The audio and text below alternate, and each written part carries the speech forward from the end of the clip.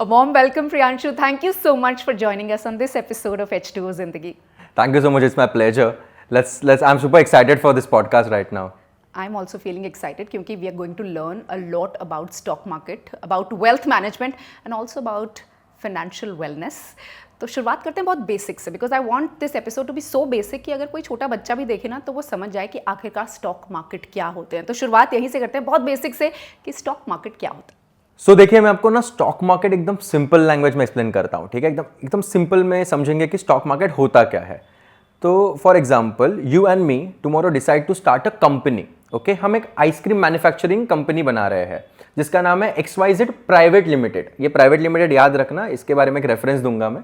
हमने company start की कि XYZ प्राइवेट लिमिटेड जो आइसक्रीम्स मैन्युफैक्चर करेगी. अभी हमने ये कंपनी स्टार्ट की मुंबई के अंदर. ओके, यहाँ पे हमारी आइसक्रीम एकदम बेस्ट सेलर आइसक्रीम बन गई, हर कोई इसे पसंद कर रहा है.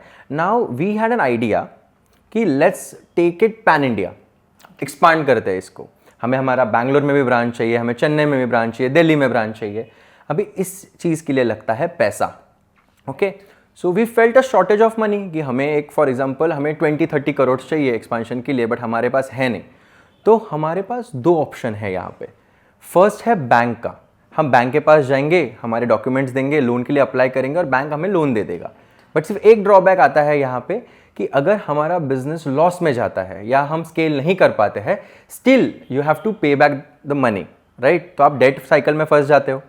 सेकेंड ऑप्शन ये होता है कि अगर आपके प्रोडक्ट पे लोगों को ट्रस्ट है, आप इतने ही बेस्ट सेलर हो, तो you launch your IPO in stock markets. उसे कहते हैं इनिशियल पब्लिक ऑफरिंग. मतलब इनिशियली आप स्टॉक मार्केट में जाते हो और लोगों को इनवाइट कर रहे हो कि देखिए, आप हमारे कंपनी में आके पैसा इन्वेस्ट करिए, हमें प्रॉफिट होगा, आपको प्रॉफिट होगा, हमें लॉस होगा, आपको लॉस होगा. ऐसा चलता है स्टॉक मार्केट. तो जब हम कहते हैं कि स्टॉक मार्केट है क्या, तो आप उन कंपनीज में इन्वेस्ट कर रहे हो जिन पे आपको भरोसा है. वो कंपनी प्रॉफिट करती है तो आपको प्रॉफिट होता है, वो कंपनी लॉस में जा रही हो तो आपको लॉस होता है. प्रियांशु, बहुत ही सिंपल तरीके से आपने समझा दिया है कि स्टॉक मार्केट आखिर है क्या. लेकिन यहाँ पे एक चीज़ जो आपने बोली ना, वो है IPO, और इसका फीवर बहुत ज़्यादा चल रहा है. मतलब इतने सारे लोगों को मैं सुनती हूँ IPO की बात करते हो और इतने सारे नए नए IPOs आ रहे हैं. तो अगर ये आप डिटेल में हमें समझा सकें कि आखिरकार IPO है क्या. तो IPO को बहुत आसानी से समझते हैं कि क्या होता है. देखिए, IPO का कंप्लीट जो फुल फॉर्म है वो है इनिशियल पब्लिक ऑफरिंग. इसका मतलब इनिशियली पब्लिक को कुछ ऑफर किया जा रहा है.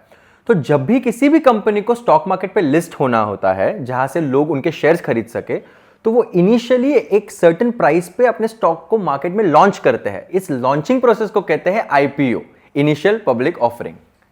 सो Priyanshu, is it a good option for a new investor जो नया नया अभी स्टॉक मार्केट में इन्वेस्ट करना शुरू कर रहा है, उसके लिए सही है IPO? क्योंकि अभी इतने सारे IPOs आ रहे हैं, पता ही नहीं चलता है कहाँ इन्वेस्ट किया जाए, कहाँ ना किया जाए. जब कोई भी इन्वेस्टर जब IPO फिल करता है, IPO के लिए रजिस्टर करता है, तो कोई गारंटी नहीं है कि उसको वो IPO लगेगा ही लगेगा. फॉर एग्जाम्पल, अगर किसी कंपनी ने इनिशियली 100 शेयर्स मार्केट में लाए हैं, अपना IPO का जो उनका साइज है वो 100 शेयर्स का है, और 120-150 लोगों ने रजिस्टर कर दिया, तो हर किसी को वो IPO नहीं लगने वाला. तो it becomes a lucky draw system. तो इसलिए आप देखते हो कि मुझे IPO लगा, मुझे IPO नहीं लगा, ये एक लकी ड्रॉ सिस्टम बन जाता है. बट मेरा सजेशन ये रहेगा कि IPO के पीछे ज़्यादा मत भागिए, क्योंकि अगर कंपनी सक्सेसफुल रन हो सकती है आगे जाके, कंपनी के अंदर सच में पोटेंशियल है ग्रो होने का, तो लिस्ट होने के बाद तो आप खरीद ही सकते हो ना स्टॉक. तो इतना IPO क्यों? और IPO के अंदर भी दो IPO होते हैं. एक होता है मेन बोर्ड IPO और एक होता है SME IPO, यानी कि स्मॉल मीडियम एंटरप्राइजेस IPO. तो हमेशा ट्राई करना कि मेन बोर्ड IPO आप प्रीफर करो, क्योंकि मेन बोर्ड IPO का जो कंपनी जो नाम है उनका वो वेल एस्टैब्लिश्ड होता है. जैसे टाटा टेक्नोलॉजीज आया था रिसेंटली, बजाज फाइनेंस का जो अभी रिसेंट IPO आया था, बजाज हाउसिंग फाइनेंस, ये सारे मेन बोर्ड IPOs है, ये वेल नोन IPOs है. तो आप उनको ज़्यादा प्रीफर करिए. Small IPO, small SME IPOs को आप इतना प्रीफर मत करिए, ये मेरा सजेशन है. But yes, IPO is a lucky draw system. कभी आपको लगेगा, कभी आपको नहीं लगेगा, बट अगर कंपनी अच्छी है तो उसे आप कभी भी उसमें इन्वेस्ट कर सकते हो. प्रियांशु, आपने कहा कि बड़ी जानी मानी कंपनियों के IPO में इन्वेस्ट करना चाहिए. तो क्या जो छोटी मोटी कंपनीज़ के IPO आते रहते हैं, क्योंकि अभी तो हम इतने सारे सुन रहे हैं IPO आ रहे हैं, तो क्या कोई वजह है, खास वजह है कि उन पर ध्यान देने की ज़रूरत नहीं है और सिर्फ हम सेफ बेट खेलें?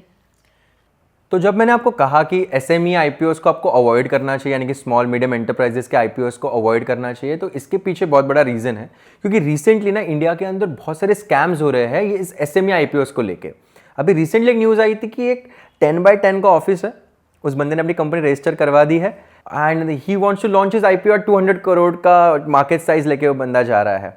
तो और लोग इन्वेस्ट कर रहे हैं, दुख की बात यह है कि लोग इन्वेस्ट कर रहे हैं एसएमई आईपीओस को, क्योंकि SME IPOs easy to get है, क्योंकि वहां पे आपको बड़ा पैसा लगाना है, 1.5 से 2 लाख का एक बैंड साइज होता है। नॉर्मल मेन बोर्ड आईपीओस में लॉट साइज आपको 18 to 20,000 में होती है। तो लोग सोचते हैं कि मैं 1.5 लाख दे दूं या 2 लाख का आईपीओ ले लूं तो शॉर्ट मुझे लग जाएगा। बट ये गेम समझिए आप, आईपीओ लगना बड़ी बात नहीं है, वो लगने के बाद प्रॉफिट होना भी बड़ी बात है। तो इसीलिए मैं कहता हूं कि आप एसएमई आईपीओस को अवॉइड करिए। देखिए मैं कोई सिंपल क्वेश्चन पूछता हूं, आपका पॉडकास्ट है वो क्वेश्चन मैं पूछ रहा हूं, बट मैं एक थोड़ा सा क्लैरिटी के लिए पूछ रहा हूं। अगर आपको बटर खरीदना है जो ब्रेड पे लगाते हैं, आप कौन से ब्रांड का खरीदोगे? अमूल। क्यों? लंडन डेयरी का क्यों नहीं खरीदोगे? जाना माना नाम है। अमूल आप डेली यूज कर रहे हो, ठीक है, आप तो ट्रस्ट बिल्ड है उस पर। आपको अगर टूथपेस्ट लेना, आप कौन से ब्रांड की लोगे? कोलगेट। कोलगेट क्यों? पेप्सोडेंट भी है। सिंपल ये है, आज के टाइम पे स्टॉक मार्केट्स में हमें उस कंपनी में इन्वेस्ट करना चाहिए या उन आईपीओज में इन्वेस्ट करना चाहिए जिनके बारे में हम जानते हैं, जिनके बारे में हम समझते हैं, जिनका नाम हमें पता है। इससे सबसे पहला तो माइंडसेट आपका डाइवर्ट नहीं होगा, आपको पता है कि आपने अच्छे कंपनी का आईपीओ फिलअप किया है। सेकेंड थिंग ये है कि इनका स्कैम करना बहुत चांसेस ऑलमोस्ट जीरो है कि ये कंपनी आपका पैसा लेके भाग जाएगी, वेल एस्टैब्लिश्ड कंपनी है। तो मैं 100% लोगों को ये सजेस्ट करूंगा कि कोई एबीसी प्राइवेट लिमिटेड का एसएमई में इन्वेस्ट करने से अच्छा है कि आप बजाज हाउसिंग फाइनेंस के आईपीओ में आपका पैसा लगाइए। भले आपको आईपीओ लगे या ना लगे, बट अगर वो लिस्ट होती है कंपनी, आप बाद में बाय कर सकते हो। तो मेरा सिंपल मैसेज यही रहेगा, avoid SME IPOs for now, at least for a year from now, invest in main board IPOs. तो very valid point made here कि एटलीस्ट 1-1.5 साल तक एसएमई आईपीओस में पैसा मत डालिए अगर रिस्क में नहीं पड़ना चाहते हैं, स्कैम्स में नहीं फंसना चाहते हैं। अच्छा, बहुत से लोग ना ये कहते रहते हैं सेंसेक्स ऊपर है, सेंसेक्स नीचे है, ठीक है, I work with CNBC, I understand it, but अगर आप ऑडियंस के लिए बता सकें कि सेंसेक्स और निफ्टी का बेसिक डिफरेंस क्या है? सिंपली एक्सप्लेन करता हूं मैं आपको। 2 स्टॉक एक्सचेंजेस है, मेजर स्टॉक एक्सचेंजेस, वैसे तो 7 स्टॉक एक्सचेंजेस है, बट 2 मेजर स्टॉक एक्सचेंजेस है जिसके अंदर हम रोज काम करते हैं। पहला है बीएससी, दूसरा है NSC. BSc is Bombay stock exchange and NSC is national stock exchange. अभी बीएससी के अंदर है ना, एक जो 30 कंपनीज है बीएससी के अंदर, 30 ऐसी कंपनीज है जो उनकी रॉकस्टार कंपनीज है। बेसिकली एक होता है ना कि एक क्लासरूम है, अभी बेस्ट फुटबॉलर्स लेने हमें फुटबॉल टीम बनाने के लिए, तो हम 11 लोगों को पिक करेंगे उन 60 लोगों में से। तो वैसे ही there are thousand of companies in BSE, but उसके अंदर ना 30 आउट परफॉर्मिंग कंपनीज है जो बेस्ट कंपनीज है उनकी। तो उन 30 कंपनीज का ग्रुप बन के एक इंडेक्स बनता है जिसका नाम है सेंसेक्स 30। तो जब हम कहते हैं कि सेंसेक्स आज ऊपर है, सेंसेक्स आज नीचे है, इसका मतलब यह है कि सेंसेक्स बीएससी के अंदर वो 30 आउट परफॉर्मिंग कंपनीज का परफॉर्मेंस कैसे है। अगर उनका परफॉर्मेंस अच्छा होगा तो सेंसेक्स ऊपर होगा, अगर परफॉर्मेंस खराब होगा तो सेंसेक्स नीचे होगा। वैसे ही जो निफ्टी है, ये इंडेक्स होता है एनएससी का, नेशनल स्टॉक एक्सचेंज का, बट उसके अंदर होते हैं 50 बेस्ट कंपनीज, उनके 50 आउट परफॉर्मिंग कंपनीज। तो इसीलिए वो इंडेक्स का नाम होता है निफ्टी 50। तो वैसे जब हम कहते हैं आज निफ्टी ऊपर है, निफ्टी नीचे है, तो ये कंपनीज का परफॉर्मेंस डिसाइड करता है कि आज निफ्टी कैसे जाएगा। तो सिंपल समरी ये है कि एनएससी और बीएससी इन दोनों के पर्सनलाइज इंडेक्स है जिनके अंदर इनके बेस्ट स्टॉक्स है। एक हो जाता है आपका सेंसेक्स जो बीएससी का है, और एक हो जाता है निफ्टी जो एनएससी का है। तो बहुत सिंपल आपने एक्सप्लेन कर दिया है निफ्टी 50 और सेंसेक्स क्या है। तो अब अगर किसी को स्टार्ट करना हो इन्वेस्टिंग या ट्रेडिंग, वो भी मैं समझना चाहूँगी, क्योंकि बहुत सारे लोग हैं जो बोलते हैं कि यार एक दिन में पैसा आना चाहिए, फटाफट पैसा आना चाहिए। स्टॉक मार्केट का मतलब है कि इजी मनी, फटाफट मनी। तो उसके बारे में आप क्या कहेंगे? और अगर कोई बिगिनर है, बिल्कुल बिगिनर है, तो उसको क्या करना चाहिए, क्या उसका पहला कदम होना चाहिए? देखिए, एक बिगिनर के लिए ना मैं एक चीज़ बोलना चाहता हूँ कि fast money is always a scam. तो एज अ बिगिनर जब आप मार्केट में आ रहे हो तो कभी भी इस अप्रोच से मत आइए कि मुझे जल्दी पैसा बनाना है, आप सारा पैसा लॉस कर दोगे, क्योंकि माइंडसेट ही नहीं है आपका। और आपने ये बहुत वैलिड पॉइंट पूछा कि as a beginner one should start with investing और one should start with trading. तो मैं ये कहूँगा कि मार्केट को जब आप समझ रहे हो इनिशियली कि उसका बिहेवियर कैसा है, स्टॉक ऊपर कैसे जाता है, नीचे कैसे जाता है, तो ट्रेडिंग को अवॉइड करके पहले इन्वेस्टिंग को अडॉप्ट करिए। पहले मार्केट का नेचर समझिए कि अगर मैं कोई स्टॉक में इन्वेस्ट कर रहा हूँ या कर रही हूँ तो वो कैसे परफॉर्म कर रहा है, कोई अच्छी न्यूज़ आ रही है क्या उस स्टॉक के बारे में, फिर वो कैसे परफॉर्म कर रहा है। नेचर समझिए पहले मार्केट का, और फिर जाके आप ट्रेडिंग की तरफ जा सकते हो, क्योंकि आपने एक मार्केट का नेचर समझ लिया. Now you can predict the market. See, nobody can predict the market, but trading is that only. You're predicting the next move of the market and you're earning money through it. तो जब आप nature समझ लोगे फिर आप trading की ओर जाइए. देखिए, तो एक एक्सरसाइज देता हूं मैं बिगिनर्स के लिए. तो आप अभी जहां पे भी हो, पॉडकास्ट देख रहे हो, आप घर जाइए, रिलैक्स हो जाइए और 5 ऐसे प्रोडक्ट आप निकालिए जो आप डेली यूज कर रहे हो. जैसे टूथपेस्ट हो गया, आपका हेयर ऑयल हो गया, आप कौन सी बाइक राइड कर रहे हो, ये सारी चीजें आप देख लीजिए. उसके बाद उन 5 कंपनीज का ना, उनके जो पीछे का लेबल होता है उसको बस आप टर्न करिए उन प्रोडक्ट्स के, और पीछे कंपनी का नाम लिखा होता है. ओके, उन कंपनीज को जाके आप आपके ब्रोकर, जो स्टॉक मार्केट का ब्रोकर होगा, या फिर गूगल पे जाके उन कंपनी के शेयर प्राइसेस सर्च कर लीजिए. ठीक है, वो कंपनीज डालिए. फॉर एग्जांपल, अगर कोलगेट को आप टर्न करोगे तो उसके पीछे कोलगेट पाल्मोलिव लिखा होता है, तो डालिए कोलगेट पाल्मोलिव स्टॉक प्राइस. उन स्टॉक प्राइसेस को लिख के लीजिए इनिशियली, और अगले 6 महीने तक आपको ये एक्सरसाइज करनी है. और आपको ये ऐसे लिखना है. फॉर एग्जांपल, आज अगर कोलगेट पाल्मोलिव का प्राइस 120 रुपीज चल रहा है, तो मैं अपने पोर्टफोलियो में आज 120 को इसको ऐड कर रहा हूं. ऐसे 5 कंपनीज निकाल लीजिए, एंड आफ्टर 2 मंथ्स और 3 मंथ्स सी कि आप प्रॉफिट में हो या आप लॉस में हो.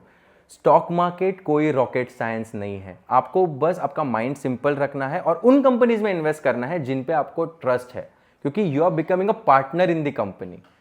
प्रियांशु, मुझे बहुत सिंपल लग रहा है ये कि जिन कंपनियों को आप ट्रस्ट करते हैं उनके शेयर्स में आप इन्वेस्ट कीजिए और वहाँ से आप कमा सकते हैं. लेकिन फिर इतना रिस्की क्यों माना जाता है स्टॉक मार्केट को, और साथ ही कौन से ऐसे मेजर मिथ्स आप सुनते हैं स्टॉक मार्केट को लेकर, क्योंकि इतने सारे लोगों से आप मिलते हैं जो कि आपसे स्टॉक मार्केट के बारे में सीखना चाहते हैं, आपके थ्रू इन्वेस्ट करते हैं. ऐसे कौन से मिथ्स लेकर वो लोग आते हैं? देखिए, 2 मेजर मिथ्स है स्टॉक मार्केट के अंदर. सबसे पहला ये है कि लोग सोचते हैं कि यहाँ पे पैसा बहुत जल्दी बनता है, यानी कि बहुत जल्दी हमारा पैसा डबल होगा, हम ग्रो करेंगे. ये माइंडसेट से लोग आते हैं. और सेकंड सबसे बड़ा मिथ ये है कि स्टॉक मार्केट में हर कोई बर्बाद ही होता है. मैं कहना चाहता हूं कि दोनों माइंडसेट गलत है. देखिए, अगर मैं किसी बिगनर को डायरेक्ट हाथ में पैसे देके कहूं कि जा भाई स्टॉक मार्केट में डायरेक्ट इन्वेस्टमेंट स्टार्ट कर दे, तो वो पैसा नहीं बना पाएगा. हमें सीखना पड़ता है, अंडरस्टैंड करना पड़ता है मार्केट के नेचर को, और फिर हम जाके इन्वेस्टमेंट करते हैं. तो पहला मिथ तो यही है कि जल्दी पैसा नहीं बनने वाला. पहले आपको अंडरस्टैंड करना पड़ेगा, सीखना पड़ेगा, फिर जाके आप पैसा बनाओगे.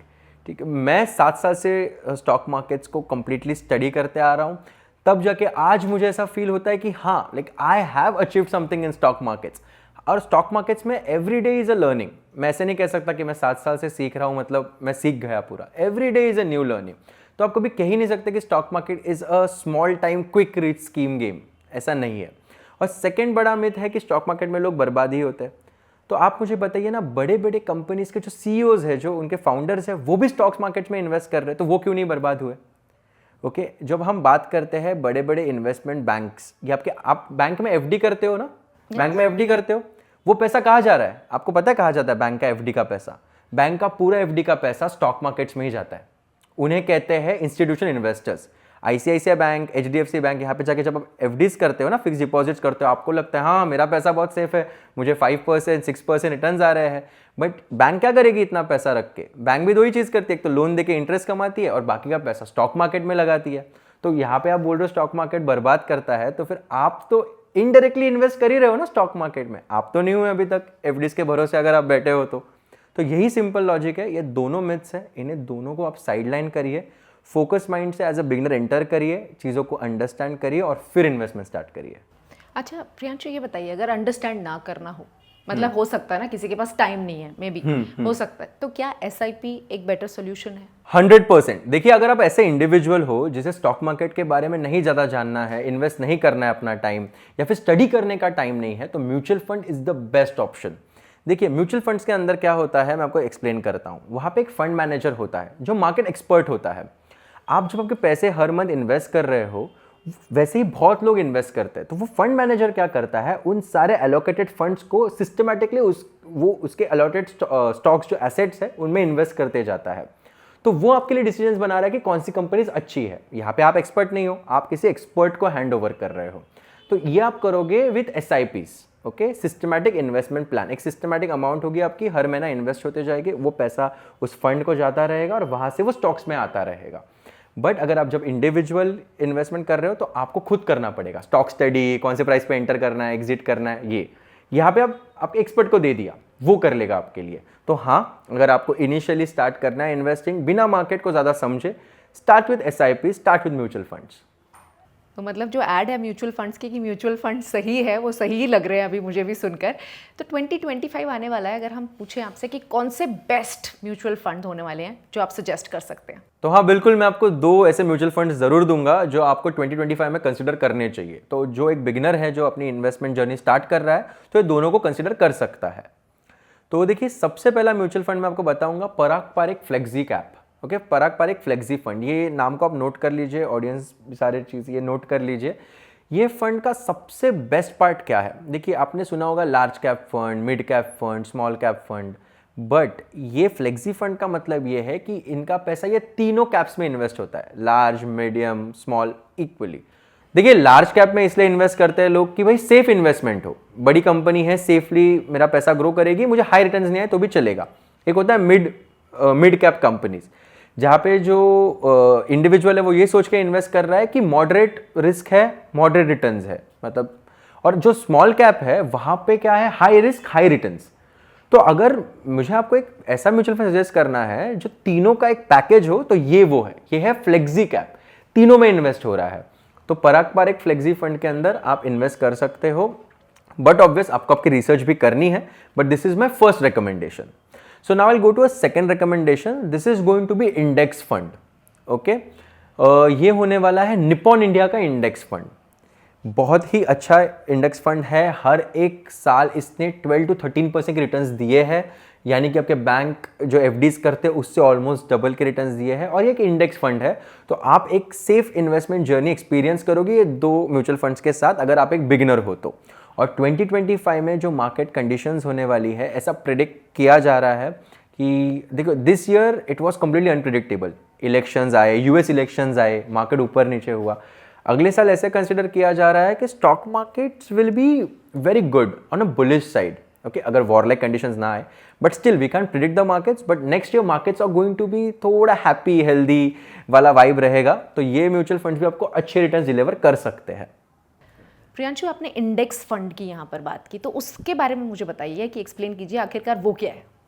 तो देखिए, मैं आपको एक्सप्लेन करता हूँ। तो जैसे हम कहते हैं कि मिड कैप स्मॉल कैप्स में इन्वेस्ट हो रहा है, तो यहाँ पे स्मॉल कैप कंपनीज में इन्वेस्ट हो रहा है, इंडिविजुअल कंपनीज में इन्वेस्ट हो रहा है। इंडेक्स फंड ना इंडेक्स में इन्वेस्ट होता है पैसा, जैसे हमने निफ्टी हो गया, हमारा सेंसेक्स हो गया, ये जो 50 ग्रुप्स का एक इंडेक्स मैंने आपको बताया था, ये पैसा उसके अंदर इन्वेस्ट होता है। तो इंडेक्स इंडिविजुअली सिर्फ और सिर्फ ये पैसा इंडेक्स में ही लगेगा, इसलिए उसे इंडेक्स फंड कहते हैं। इंडेक्स के अंदर कौन सा स्टॉक है, कोई लेना देना नहीं, हमें इंडेक्स से लेना देना है। निफ्टी ऊपर, आपका फंड ऊपर, निफ्टी नीचे, आपका फंड नीचे, सिंपल, इसलिए इंडेक्स फंड कहा गया। तो मैंने यहाँ पे ऐसा कॉम्बिनेशन दिया है कि आपको स्टॉक्स में भी इन्वेस्टमेंट हो जाएगा, आपका इंडेक्स में भी इन्वेस्टमेंट हो जाएगा। तो जब हम कहते हैं कि निफ्टी हमें आगे जाके एक 50,000 देख सकती है अगले 10 साल में, तो बट ऑब्वियस इंडेक्स फंड में अगर इन्वेस्ट कर रहे हो तो आपके फंड्स भी आपको डबल होते हुए दिख सकते हैं। और जब आप यहाँ इंडेक्स फंड्स की बात कर रहे हैं, अभी हम इंडिविजुअल स्टॉक्स की भी बात कर लेते हैं। कोई ऐसे स्टॉक्स जो आप रेकमेंड करना चाहेंगे फॉर 2025? सी डायरेक्ट रिकमेंडेशन कोई स्टॉक का देना यहाँ पे बहुत ही थोड़े रिस्ट्रिक्शंस हैं मेरे सो आई पे। Will say that it's your personal recommendation. फिर भी जब भी आप इन्वेस्ट करना चाहें तो अपनी नॉलेज ज़रूर लगाएं, अपनी पढ़ाई ज़रूर कर लें। जैसा कि शुरुआत से ही प्रियांशु कह रहे हैं कि खुद रिसर्च करना बहुत ज़रूरी होता है। It's just a recommendation, it's not that we are telling them to buy this, but it's just as per your knowledge, your understanding, अगर कोई स्टॉक्स ऐसे हैं तो। See I will keep it very simple here. I will tell you कि कौन से जो sectors है वो बूम हो सकते हैं, और फिर उसके रिलेटेड मैं स्टॉक बताता हूँ आपको। देखिए, जो 2025 के अंदर मुझे AI ड्रिवन सेक्टर्स जो है वो बहुत ही पावरफुल होते हुए दिख रहे हैं। EV सेक्टर जो है वो मुझे पावरफुल होते हुए दिख रहा है। और सबसे इंपॉर्टेंट मैं आपको बताऊँ मैम, एक सेक्टर है जिसे कहते हैं ग्रीन हाइड्रोजन सेक्टर। ये this is going to be big. Okay, this is going to be big. And the second thing is solar sector. अब ये दो ग्रीन हाइड्रोजन सेक्टर जो है और ये सोलार सेक्टर, ये भी रिन्यूएबल एनर्जी सेक्टर में आता है। ये दो इंडस्ट्रीज रॉकेट की तरह भाग सकती है अगले साल, क्योंकि देखिए मैं आपको बताता हूँ, एक योजना निकाली है प्राइम मिनिस्टर ने, मुफ्त बिजली योजना। इसके अंदर they are fitting 50,000 solar panels in tier 3 cities. Tier 3 cities के अंदर 50,000 सोलर पैनल्स लगने वाले हैं। अभी ये कॉन्ट्रैक्ट्स कौन सी कंपनीज को मिल रहे हैं, ये आपका काम है ढूंढना। मैंने आपको बता दिया कि इंडस्ट्री कौन सी बूम होने वाली है। चलो मैं एक स्टॉक भी बता देता हूँ इस इंडस्ट्री का। तो एक स्टॉक है जिसे कहते हैं वारी रिन्यूएबल एनर्जीज। ओके, ये स्टॉक को आप कंसिडर कर सकते हो क्योंकि इन्हें मेजर ऑर्डर्स मिलने के चांसेस है। ओके, उसके बाद का सेक्टर आ रहा है, अभी गवर्नमेंट क्या कर रही है पता है आपको? ईवी का ट्रेंड अभी आया और एक ट्रेंड आ रहा है, जीरो एमिशन बसेस। कोई एमिशन ही नहीं, ईवी में एमिशन हो रहा है, पोल्यूशन हो रहा है, इधर कोई एमिशन ही नहीं, हाइड्रोजन ड्रिवन। ओके, इसके कॉन्ट्रैक्ट्स भी मिल रहे हैं। और ऐसे नहीं, आप टाटा मोटर्स में भी इन्वेस्ट कर रहे हो तो Tata Motors is also doing its research and trying to develop this kind of new vehicles in the market. तो मैं कहना चाहता हूं कि ये सेक्टर्स पे ध्यान रखिए। एक स्टॉक तो मैंने आपको बता दिया कि वारी रिन्यूएबल एनर्जी। सेकंड स्टॉक अगर मैं आपको बताने जाऊँ, एक लॉन्ग टर्म इन्वेस्टमेंट के लिए अगर मैं कोई स्टॉक बताना चाहूँ, एआई का है, सैक्सॉफ्ट लिमिटेड। ये भी आप आपके पोर्टफोलियो में रख सकते हो, उसे रिसर्च कर सकते हो। उसके बाद आता है आपका एवीएल, आदित्य विजन लिमिटेड, इसका भी एक ब्राइट फ्यूचर है। ये सारे, ये 3 से 4 स्टॉक मैं आपको बता रहा हूँ। और एक फाइनल सेक्टर मैं आपको बताना चाहता हूँ, वो है डिफेंस सेक्टर।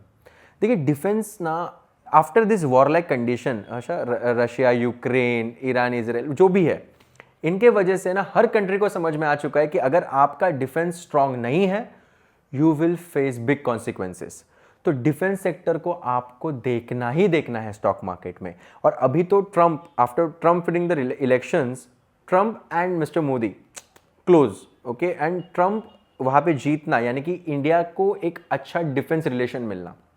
डिफेंस के बहुत सारे प्रोडक्ट्स इंपोर्ट होंगे, एक्सपोर्ट्स होंगे, तो डिफेंस सेक्टर पे आपको ध्यान रखना है। डिफेंस सेक्टर का एक स्टॉक मैं आपको बताना चाहता हूँ, भारत डायनामिक्स लिमिटेड। ये स्टॉक आपके पोर्टफोलियो में रख सकते हो, आपके वॉच लिस्ट में रख सकते हो, क्योंकि इस कंपनी को बहुत सारे ऑर्डर्स मिल रहे हैं। आपको पता है जो रडार्स होते हैं, जो सी के अंदर रडार्स होते हैं, अगर कोई अदर कंट्री से अगर वो सी बॉर्डर्स क्रॉस हो रहे हैं तो हमें रडार पे समझता है कि कोई हमारे यहाँ पे कोई ट्रेस पासिंग हो रही है। वो सारे रडार्स यही कंपनी बनाती है। तो वो एक है। हम रॉकेट लॉन्च कर रहे हैं, जो रॉकेट्स लॉन्च होते हैं, तो एक सबसे इंपॉर्टेंट मिसाइल होती है एंटी बैलिस्टिक मिसाइल्स। जब हमारे ऊपर मिसाइल्स आती है तो एक ऐसी बॉडी इधर से ऊपर जाती है जो उनको ऊपर ही कट कर देती है। Basically a missile is launch from our base, so वो जो मिसाइल के अटैक होने वाला है उसे ऊपर ही कट डाउन कर देते हैं, मतलब हमें डैमेज नहीं होता है। ये एंटी बैलिस्टिक मिसाइल्स भी भारत डायनामिक लिमिटेड बना रही है। तो ये जो कंपनीज है ना, ये 3 से 4 कंपनीज मैंने आपको बताई। ये सेक्टर्स को भी ध्यान रखिए, ये स्टॉक्स को भी ध्यान रखिए, and thank me later. Great recommendations Priyanshu. अब तो आप लोगों का फंड मैनेज करते हैं, उन्हें गाइड करते हैं कि आखिरकार स्टॉक मार्केट में कैसे इन्वेस्ट करना है, कैसे इन्वेस्ट करके पैसा कमाना है, डबल भी करना है, ट्रिपल भी करना है। लेकिन आपने अपनी जर्नी कैसे शुरू की? So ma'am, I have started my journey when I was a 14-year-old teenager. Okay, तब मैं मार्केट के बारे में समझना मैंने स्टार्ट किया था। ठीक है, I was a very young enthusiastic kid, जिसको जानना था कि मार्केट होता क्या है। कि बहुत जगह से सुना था कि मार्केट बहुत जल्दी अमीर बना देता है, मार्केट सब कुछ छीन लेता है। I want to test that कि मार्केट होता क्या है। तो I entered in the markets, I understood कि मार्केट्स होते क्या है। इनिशियली रॉन्ग माइंडसेट था कि बहुत जल्दी पैसे कमाने हैं, तो उसके वजह से बहुत लाइफ लेसन्स भी मिले कि मार्केट क्या होता है, क्या नहीं होता है। एक होता है आपको दिखाया जाता है, एक होता है जो वो रियली होता है। तो मैंने वो एक्सपीरियंस किया till the it's from 14 to 17। Every day was a learning. हर एक दिन स्टॉक मार्केट समझना है, बैठना है, अंडरस्टैंड करना है। मैं आज भी जानता हूँ, पहला स्टॉक जिसमें मैंने प्रॉफिट बनाया था वो था भारती एयरटेल, और उसके अंदर मैंने 1.50 पैसा, इतना 1 रुपये का प्रॉफिट कुछ ऐसा ट्रायल में बनाया था, ना सुपर हैप्पी। ठीक है, बहुत इनिशियल स्टेज था वो, भारती एयरटेल का स्टॉक में ट्रेड कर रहा था। तो हाँ, 3 साल बहुत समझने में गए चीज़ों को, प्रॉफिटेबिलिटी नहीं आती है तो बहुत पेशेंस रखने पड़ते हैं। 17-18 के बीच में वो 1 साल एकदम गेम चेंजर रहा, क्योंकि आप सब समझ लेते हो और फिर आप उसको इम्प्लीमेंट करना स्टार्ट करते हो। And then the journey started, and then I started investing, understanding things, started trading. और वैसे ही लॉन्ग टर्म में मैंने वेल्थ भी क्रिएट कर ली, और मैं I started trading also. But यहाँ पे एक ही चीज़ हमेशा दिमाग में आती थी कि यार हमने जो फेस किया, इनिशियली कोई गाइड करने को नहीं था, because when I started there was no such thing called as YouTube trading. कोई गुरु नहीं थे, कोई कुछ मेंटोरशिप नाम का कोई चीज़ ही नहीं था उस टाइम पे। तो मुझे हमेशा से था कि यार I have to be someone's mentor, कि he will not repeat the same mistake. Okay, क्योंकि सबसे इनिशियली तो मैं टिप्स के ट्रैप में फंस गया था। मुझे कोई बताता था कि ये खरीदना है, मुझे लगता कि इतना ईजी होता है, then I lost money there. The second thing is like मैं डे ट्रेडिंग करता था ना, तो बहुत मुझे every day I wanted to earn money, every day I wanted to earn money, तो बहुत लॉसेस हो गए। तो माइंडसेट बनाना बहुत इंपॉर्टेंट है। तो 3 साल मेरा माइंडसेट बना। और आज के टाइम पे अगर मैं आपको कहूँ कि कोई इंडिविजुअल अगर स्टार्ट कर रहा है ट्रेडिंग के साथ, तो देखिए मैं मेरे एक्सपीरियंस से बता रहा हूँ, इनिशियली डे ट्रेडिंग को अवॉइड करिए, स्विंग ट्रेडिंग करिए। स्विंग ट्रेडिंग क्या होता है, एक स्टॉक को आज खरीदा, 1 हफ्ते बाद बेचा, 2 हफ्ते बाद बेचा, 1 महीने बाद बेचा, ये करिए। ना लॉन्ग टर्म इन्वेस्टमेंट ना short term investment, swing trading. मेरी जैसी गलती मत करना कि डेली मार्केट से पैसा कमाना ही कमाना है। तो ये सारी चीज़ें जान के मैंने जब आज मैं आई गेस 1-1.5-2 साल पहले मैं जब शांत बैठा था, मैं यही सोच रहा था कि जो मैंने फेस किया, लोगों के पास भी मेंटोर्स नहीं है। तो इसीलिए then I started Tradolive India. So I started this I guess 3 years back, Tradolive India.